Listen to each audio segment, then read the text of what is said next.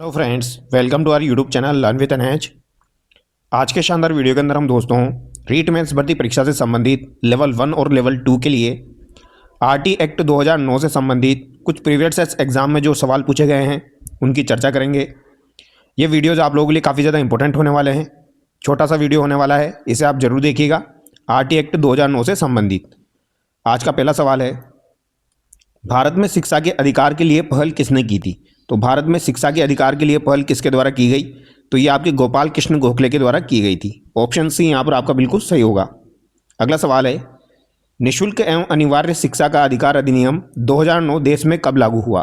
तो RT act 2009 आपका कब लागू हुआ था? तो ये आपका 1 अप्रैल 2010 को लागू हुआ था। बी यहाँ पर आपका सही होगा।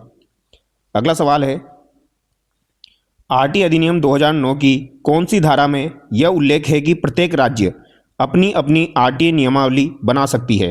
तो प्रत्येक राज्य जो है वो अपनी अपनी आरटी नियमावली बना सकती है। तो इसका उल्लेख आपका किस धारा में देखने को मिलेगा? तो ये आपको धारा 38 में देखने को मिलेगा, धारा 38।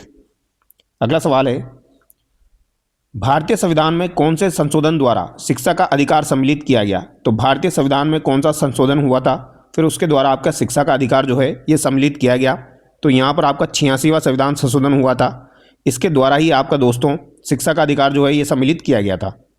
अगला सवाल देखिए, आरटी की धारा 14 सुनिश्चित करती है कि, तो आरटी की धारा 14 जो है ये क्या सुनिश्चित करती है, यह आपसे पूछा गया है।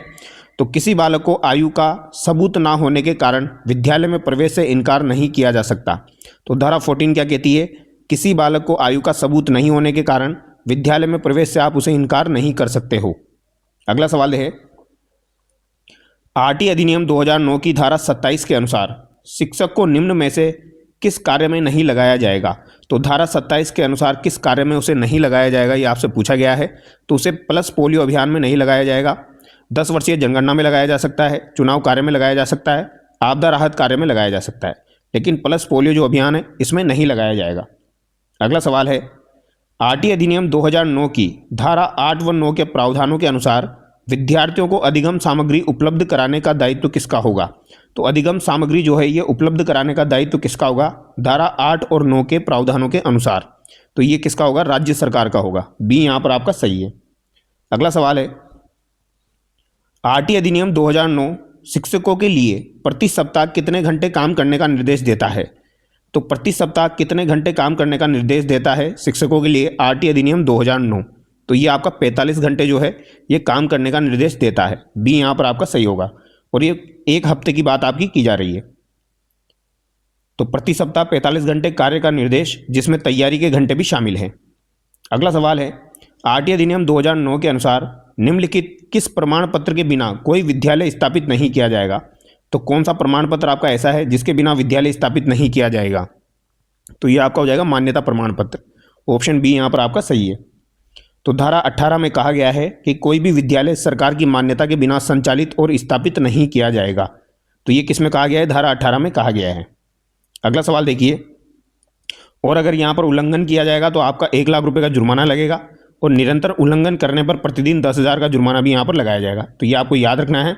धारा 18 में आपके विद्यालय की मान्यता का उल्लेख किया गया है, और अगर उल्लंघन करोगे तो 1 लाख रुपये का जुर्माना है, और फिर उसके बाद भी अगर आप उल्लंघन करते हो तो प्रतिदिन 10,000 रुपये का जुर्माना है। निम्नांकित में से कौन सा शिक्षा का अधिकार अधिनियम 2009 के संदर्भ में सही नहीं है? तो कौन सा शिक्षा का अधिकार अधिनियम 2009 के संदर्भ में सही नहीं है? धारा 17 बच्चों की दंड से रक्षा करता है। धारा 14 प्रति व्यक्ति शुल्क संग्रहण का निषेध है। धारा 21 में विद्यालय प्रबंध समिति का प्रावधान है। धारा 28 शिक्षकों के निजी ट्यूशन को निषिद्ध करता है। तो यहाँ पर कौन सा गलत है? तो 14 वाला यहाँ पर गलत हो जाएगा, ये अभी हमने देखा था। बच्चों की दंड से रक्षा धारा 17 करता है। धारा 21 में विद्यालय प्रबंध समिति का प्रावधान है, यानी प्रबंध कमेटी का जो प्रावधान है ये आपका इसमें हो जाएगा। शिक्षकों के निजी ट्यूशन को निषिद्ध करता है धारा 28। धारा 14 में क्या है?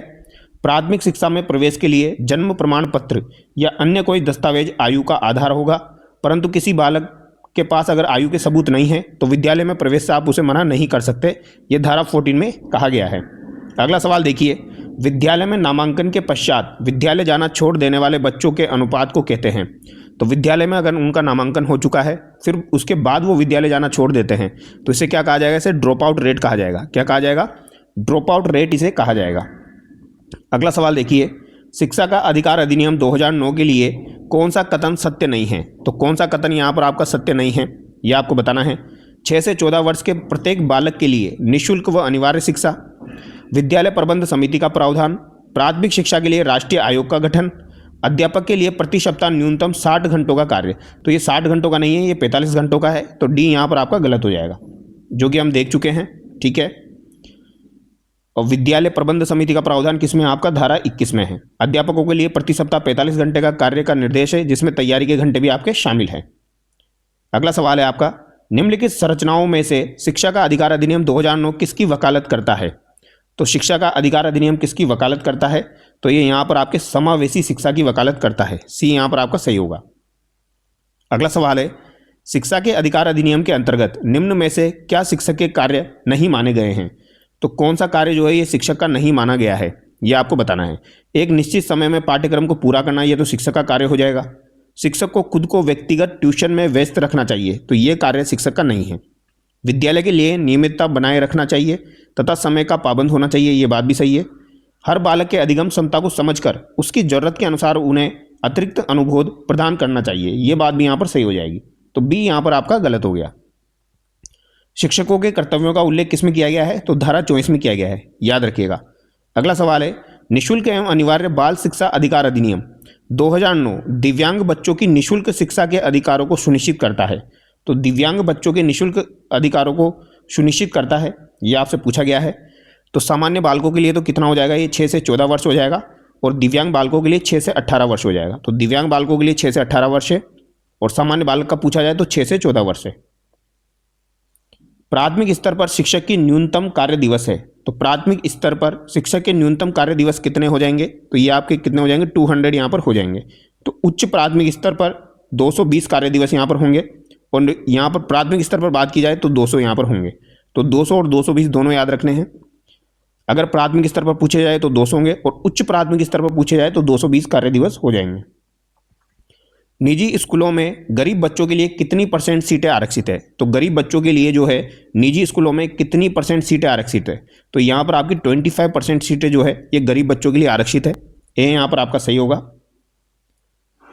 धारा 12 के अनुसार निजी विद्यालयों में भी कमजोर वर्ग के बालकों को सीटों में 25% का आरक्षण दिया जाएगा। तो कमजोर वर्ग के जो बालक हैं उनको 25% आरक्षण दिया जाएगा धारा 12 में, यह आपको याद रखना है। ठीक है। अगला सवाल है, 25% आरक्षित सीटों में से कितनी % सीट अनुसूचित जाति व अनुसूचित जनजाति के अतिरिक्त असुविधाग्रस्त समूह वर्ग के बच्चों के लिए आरक्षित की गई है? तो 25% आरक्षित सीटों से कितनी % सीटें आपकी SC ST के अतिरिक्त असुविधाग्रस्त समूह के बच्चों के लिए आरक्षित की गई है? तो यह है आपकी 16%। RT अधिनियम 2009 के अनुसार कौन सा कथन यहाँ पर सही है? तो सही कथन आपको बताना है, तो बताइए सही कथन कौन सा है यहाँ पर?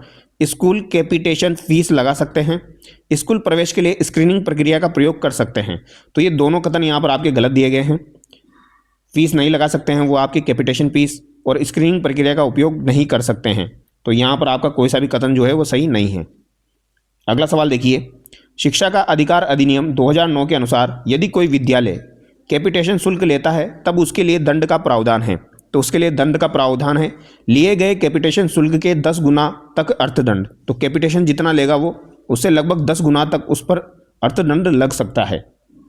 अगला सवाल है, शिक्षा का अधिकार अधिनियम 2009 में 6 वर्ष से 14 वर्ष आयु के बच्चे विद्यालय कभी न गए अथवा विद्यालय शिक्षा अधूरी छोड़ने वाले बच्चों को शिक्षा की मुख्य धारा से जोड़ने के लिए हेतु क्या प्रावधान किया गया है? तो इनको जोड़ने के लिए क्या प्रावधान किया गया है? विशेष प्रशिक्षण लागू करने पर जोर दिया गया है। बी यहाँ पर आपका सही होगा, विशेष प्रशिक्षण लागू किया जा सकता है। RT अधिनियम 2009 का अध्याय 4 किस क्षेत्र से संबंधित है? तो अध्याय 4 जो है ये आपका किस क्षेत्र से संबंधित है? तो विद्यालय और शिक्षकों के उत्तरदायित्व से संबंधित है आपका अध्याय 4, विद्यालय और शिक्षकों के उत्तरदायित्व से। RT अधिनियम 2009 की धारा 25 किससे संबंधित है? तो धारा 25 जो है ये आपकी छात्र शिक्षक अनुपात से संबंधित है, छात्र शिक्षक अनुपात से। RT एक्ट 2009 की कौन सी धारा यह दर्शाती है कि प्रत्येक माता पिता या संरक्षक का यह कर्तव्य होगा कि प्रत्येक माता पिता और संरक्षक का यह कर्तव्य होगा कि वह आसपास के विद्यालय में प्रारंभिक शिक्षा के लिए अपनी संतान को प्रवेश दिलाएं? तो ये आपका धारा 10 में दिया गया है। किसमें दिया गया है? धारा 10 में ऐसा कहा गया है। अगला सवाल है, बालकों को निःशुल्क और अनिवार्य शिक्षा का अधिकार अधिनियम 2009 में ऐसे बालक जो SC ST विकलांग सामाजिक व शैक्षिक पिछड़ा वर्ग ऐसे ही अन्य समूह से संबंधित है परिभाषित है। तो ये किस में आते हैं, किस में परिभाषित है, तो ये आपके असुविधाग्रस्त समूह में यानी वंचित समूह में परिभाषित है। डी यहाँ पर आपका सही है। बालकों का निःशुल्क और अनिवार्य शिक्षा का अधिकार अधिनियम 2009 के तहत एक 6 वर्ष से अधिक उम्र का बालक जो किसी भी स्कूल में प्रवेशित नहीं रहा है, ऐसे बालकों को किस कक्षा में प्रवेशित किया जाएगा। तो 6 वर्ष का बालक है जो अभी तक स्कूल में प्रवेश नहीं लिया गया है, तो ये कौन से कक्षा में जो है वो आपका एडमिशन लेगा। तो ये उसकी आयु के अनुरूप यहाँ पर डिसाइड किया जाएगा। किसके अनुसार, उसकी आयु के अनुसार यहाँ पर डिसाइड किया जाएगा। बालकों का निःशुल्क और अनिवार्य शिक्षा का अधिकार अधिनियम 2009 के अंतर्गत विद्यालय प्रबंध समिति जो आपकी SMC इसे हम कहेंगे में महिला सदस्यों की संख्या का प्रतिशत क्या होगा। तो विद्यालय प्रबंध समिति में महिला सदस्यों की संख्या का प्रतिशत क्या रहेगा, तो ये रहेगा लगभग 50%। कितना रहेगा दोस्तों, 50% यहाँ पर रहेगा। ठीक है, कुल सदस्य 16 जिसमें 50% आपकी क्या रहेंगे, महिलाएं रहेंगी। तो कुल सदस्य 16 है, 50% यहाँ पर महिलाएं हो जाएगी। RT अधिनियम 2009 के अनुसार प्राथमिक विद्यालयों के लिए छात्र शिक्षक अनुपात होना चाहिए। तो प्राथमिक विद्यालयों के लिए छात्र शिक्षक अनुपात ये आपका 30:1 होना चाहिए। ठीक है, प्राथमिक विद्यालयों के लिए छात्र शिक्षक अनुपात कितना हो जाएगा, 30:1 यहाँ पर हो जाएगा। प्राथमिक स्तर यानी कक्षा 1 से 5 तक सामान्यतः 30:1, परंतु 200 से अधिक छात्र होने पर फिर 40:1 होगा। यानी सामान्यतः तो 30:1 है, लेकिन 200 से ज़्यादा छात्र हो जाए तो 40:1 यहाँ पर होगा। RT में शिक्षकों की नियुक्ति के लिए योग्यताएं, अर्हताएं व सेवा शर्तें निर्धारित है।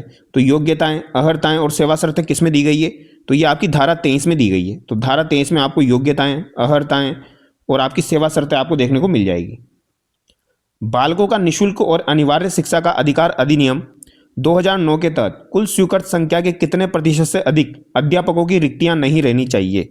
तो कितने % अध्यापकों की रिक्तियां नहीं रहनी चाहिए स्वीकृत संख्या की, तो ये हो जाएगी आपकी 10%। 10% से अधिक रिक्तियां नहीं होनी चाहिए। अगर रिक्तियां हो जाएगी तो पढ़ाएगा कौन, तो ये बात आपको ध्यान रखनी है। ठीक है, इसके बारे में देखिए, धारा 26 के अनुसार सरकारी विद्यालयों में कुल स्वीकृत पदों में से 10% से अधिक रिक्त नहीं रहेंगे। तो 10% से अधिक रिक्त नहीं रहेंगे, ये बात आपको ध्यान रखनी है धारा 26 के अनुसार। ठीक है, तो ये यहाँ पर RT एक्ट 2009 से संबंधित कुछ सवाल मैंने आपको कराए हैं जो कि आपके प्रीवियस ईयर एग्जाम में पूछे गए हैं। अगर आपको वीडियो अच्छा लगा है तो वीडियो को लाइक करना और चैनल को सब्सक्राइब करना। Thank you so much.